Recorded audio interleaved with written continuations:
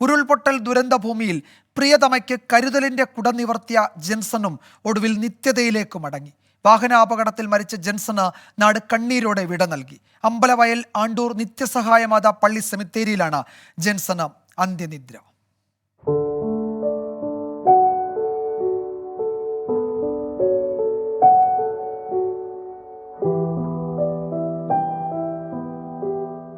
മുണ്ടക്കൈ ചൂരൽമല ഉരുൾപൊട്ടൽ ദുരന്തഭൂമിയിൽ ഉറ്റവരെ നഷ്ടപ്പെട്ട പ്രതിശ്രുത വധു ശ്രുതിയെ സ്നേഹം കൊണ്ട് ചേർത്ത് പിടിച്ച ജെൻസൺ ആശ്വാസ കാഴ്ചയായിരുന്നു.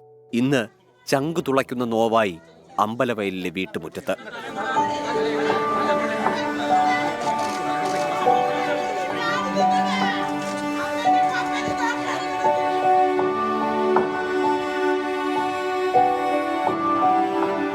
പൊതുദർശനം നടന്ന ആണ്ടൂർ ഓഡിറ്റോറിയത്തിലും വീട്ടിലും നിരവധി ആളുകളാണ് നിസ്വാർത്ഥ സ്നേഹത്തിന്റെ പ്രതീകമായ ജെൻസണെ അവസാനമായി ഒന്ന് കാണാനെത്തിയത്.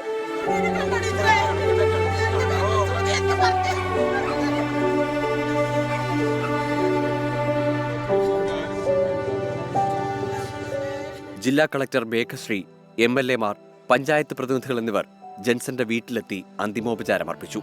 ഒടുവിൽ അമ്പലവയൽ ആണ്ടൂർ നിത്യസഹായമാതാ പള്ളി സെമിത്തേരിയിൽ സംസ്കാരം.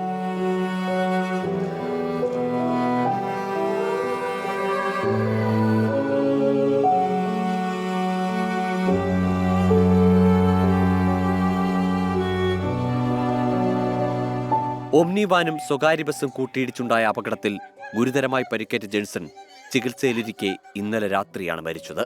ഇനി കണ്ണീരോർമ്മ. 24 വയനാട്.